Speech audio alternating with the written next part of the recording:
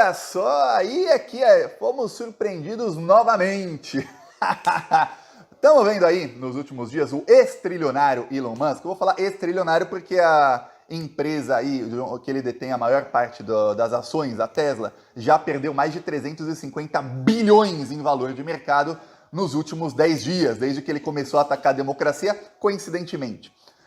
Então já não é mais trilionário, que ele tem boa parte aí dessa... Ele não perdeu 350 bilhões, mas a empresa dele perdeu, ele tem boa parte disso aí, então imagine. Enquanto o ex-trilionário aí, ainda mais rico do mundo, Elon Musk, está atacando a democracia do Brasil, a democracia e as instituições do Brasil estão preparando um mega contra-ataque contra ele. Enquanto isso, o Lula passou a articular com outros bilionários. Por que não? E o Lula está humilhando os bolsonaristas que dizem que o Brasil vai de mal a pior. O Elon Musk está sendo alvo aí de uma ação da Defensoria Pública da União. Então, olha, não é Alexandre de Moraes, não é nada, é a Defensoria Pública da União. Que não é o AGU, que é o Advogado-Geral da União, Jorge Messias, indicado pelo Lula, não. Defensoria Pública, que é quem defende aí todos os cidadãos. E está pedindo aí uma indenização de R$1 bilhão ao Elon Musk e a sua empresa, o Twitter, que é uma empresa que dá muito prejuízo para ele. Ele já perdeu aí bilhões e bilhões de dólares com o Twitter e segue perdendo dinheiro todos os dias. Porque essa indenização aí é por ele atacar as instituições da democracia brasileira. Já eu leio aqui um trecho do pedido aí de indenização que vai cair, não tenha dúvidas, nas mãos do Alexandre de Moraes. Vai demorar um pouquinho, mas o Elon Musk vai acabar pagando uma multa gigantesca, vai perder muita grana por esse apoio ao Bolsonaro. Obviamente, você pode imaginar que o Bolsonaro e os seus asseclas devem ter oferecido muita coisa para o Elon Musk, que até valem mais de R$1 bilhão. Porém, ele não colocou a mão em nada ainda e tá para perder R$1 bilhão. A única coisa que ele conseguiu aí de fato do governo Bolsonaro foi uma licença aí para a Starlink, que é a empresa dele funcionar. Só que a Starlink é a empresa que faz o Elon Musk mais perder dinheiro. Talvez fora o Twitter, né? A Starlink foi classificada na semana passada pelo Bloomberg como um money loser. Sabe o que é um money loser? Uma empresa perdedora de dinheiro. Aí você pode falar, Thiago, como assim? Perdedora de dinheiro, a empresa do Elon Musk? É exatamente isso. A money loser. Por quê? Porque tá aqui, ó, matéria da Bloomberg. Eles trocaram o título. Engraçado, eles trocaram o título justo depois de eu fazer um tweet. Eu acredito que seja coincidência, mas aqui quando você vai no Google, ainda tá o título original. Is Elon Musk Starlink profitable? Ou seja, a Starlink do Elon Musk dá lucro? Aí fala, SpaceX satélites, os satélites da SpaceX are money losers, são perdedores de dinheiro. Estão gastando a grana dele, só tá gastando, não tem nada de lucro. Que coisa, né? O cara tem vários negócios que dão prejuízo. Como é que ele é tão rico? Com dinheiro público americano e com dinheiro público aí de governos corruptos que ele apoia. E fomentando golpes de Estado para roubar riquezas de outros países. Só assim, viu? Roubando dos outros. Porque dinheiro público literalmente está girando da população para ir para ele. Pois bem, agora vai ser o oposto. Ele que vai ter que pagar R$1 bilhão. Então, a única coisa que o bolsonarismo fez de fato para ele, que ele conseguiu como presidente fazer para o Elon Musk, foi dar para ele licença para uma empresa que dá prejuízo, oferecer um monte de coisa que ele só pode cumprir se ele ganhar a eleição, ou se ele conseguir dar um golpe.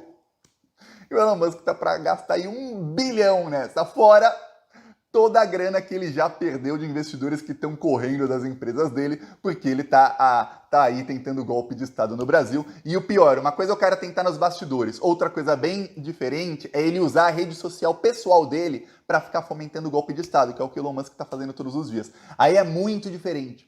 Você tem mega empresários aí que eles têm lado político, só que eles não usam as próprias redes sociais para ficar fomentando o lado político deles. Eles fazem nos bastidores, você até sabe o lado político de A, B ou C. Você sabe, por exemplo, que você tem aí JP Morgan, que é aí uma das maiores empresas dos Estados Unidos, e que eles têm lado. Eles, inclusive, na política do Brasil, de outros países, eles têm lado. O lado é sempre apoiar ali políticos, inclusive financiar políticos e pagar jornalistas que defendam o lado do neoliberalismo norte-americano e do imperialismo norte-americano. Você sabe que tem lado. Mas ninguém vai fazer um boicote às empresas desse pessoal porque eles fazem nos bastidores. O Elon Musk não, ele tá lá mostrando a cara.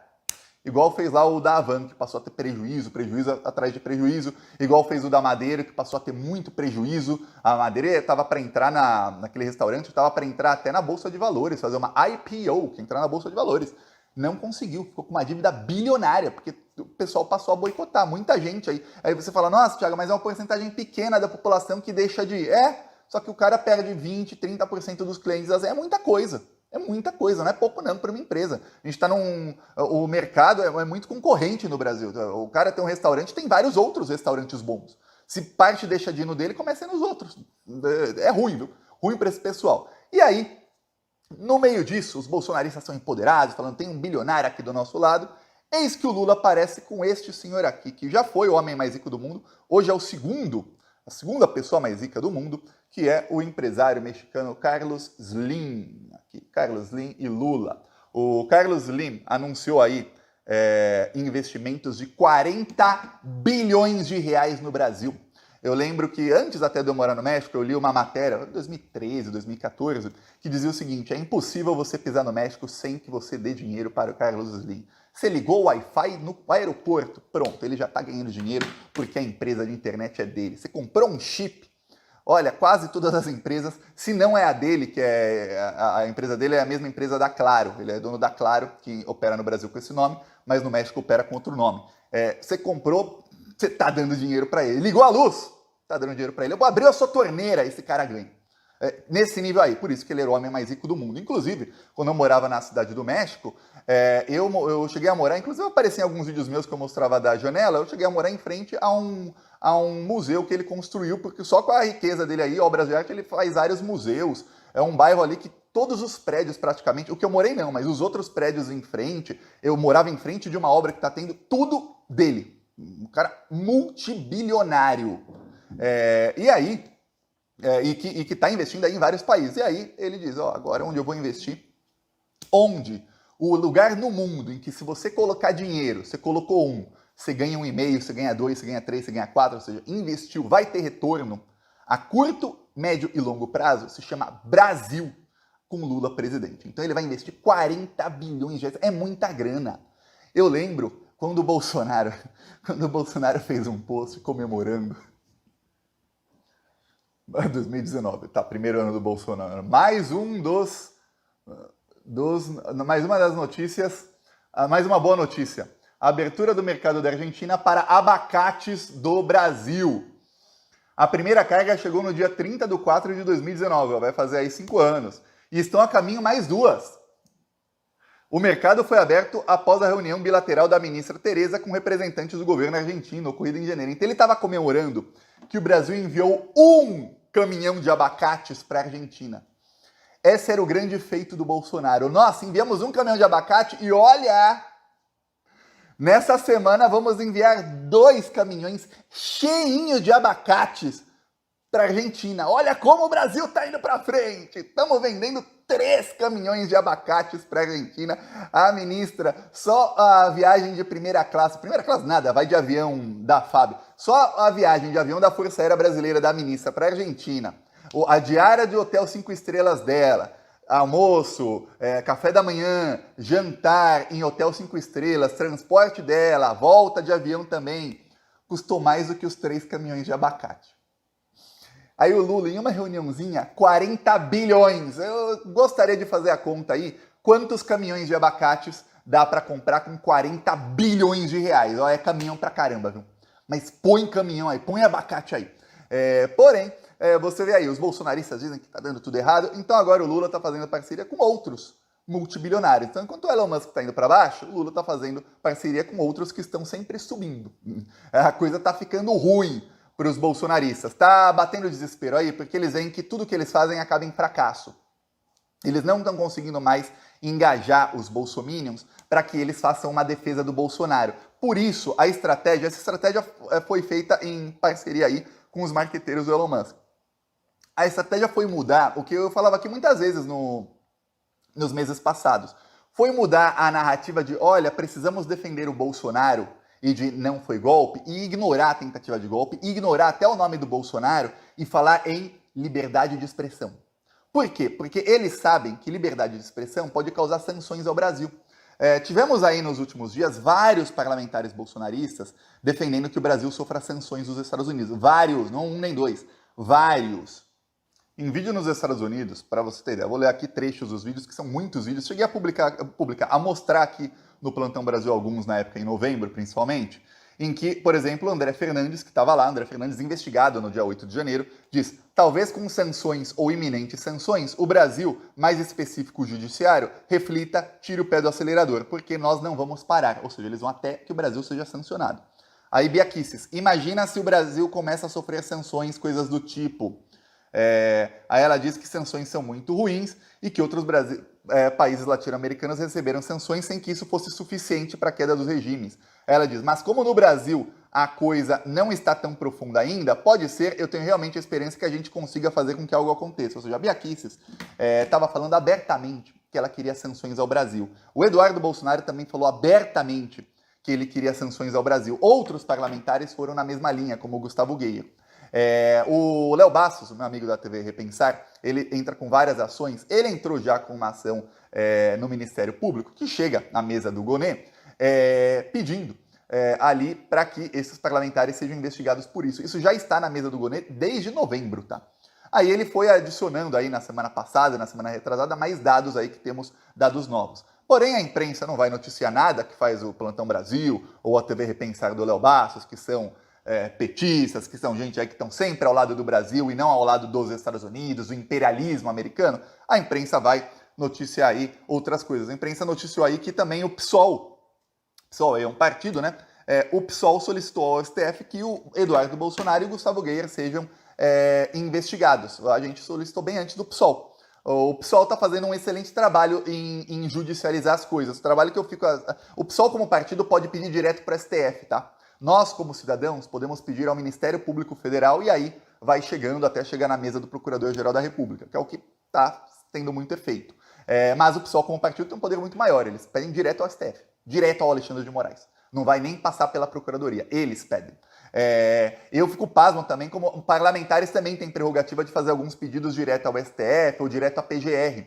Eu fico pasmo como muitos parlamentares do PT estão aí a gente reclama, nossa, o PT está fazendo ruim na comunicação, o Lula está fazendo ruim na comunicação. E os parlamentares, o que eles não pedem? É o PSOL que pediu. Quem saiu na capa do UOL como aí indo para cima dos bolsonaristas não foi o PT, foi o PSOL. Não foi nenhum parlamentar do PT. Sempre que aparece, geralmente é a Erika Hilton, ou o Glauber, ou algum do PSOL. E cadê os do PT?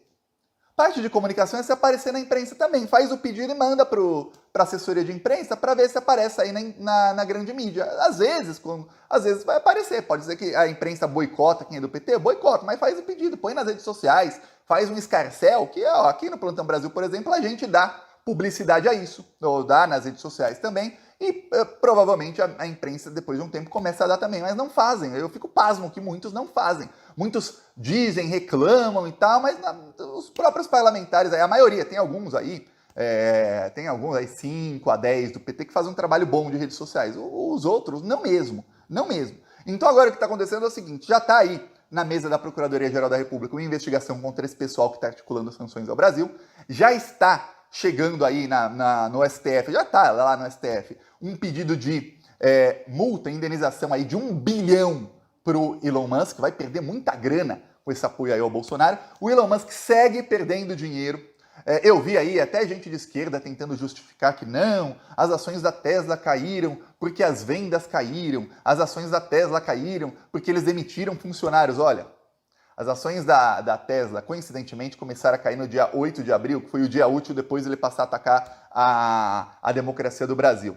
As demissões da Tesla foram anunciadas no dia 9 de abril. Já estava caindo as ações quando foram anunciadas as demissões, tá? Não tinha nem vazamento, não teve nem vazamento, nossa, não. Já estava caindo as ações, estavam caindo.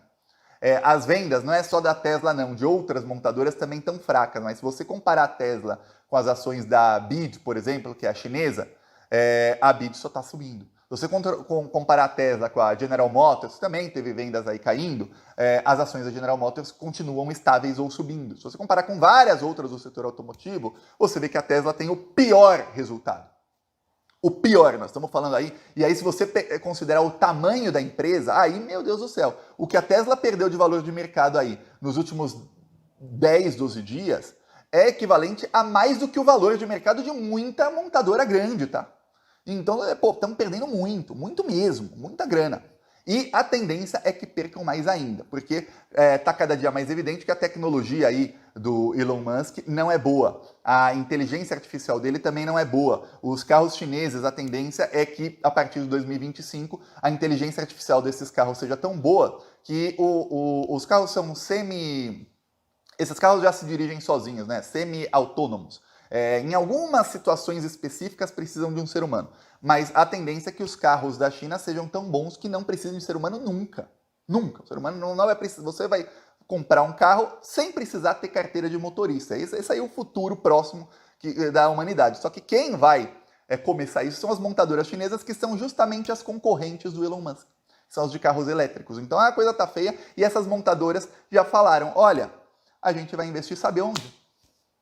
Brasil. E sabe por que tantos investimentos no Brasil? Eu vou te explicar. Porque o Lula, no ano passado, o Lula conversou com os líderes da Liga Árabe, que são os países que mais exportam petróleo no mundo, e aí eles decidiram, olha, a gente vai fazer uma transição, pouco a pouco, do petróleo para uma transição energética, para energias limpas. E também vai parar de ter carro movido a petróleo e vamos ter carro aí movido a eletricidade, que não polui e tudo mais.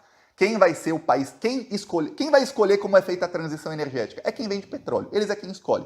E eles elegeram o Brasil como o país que vai liderar a transição energética no mundo. Por isso que várias montadoras passaram a investir no Brasil.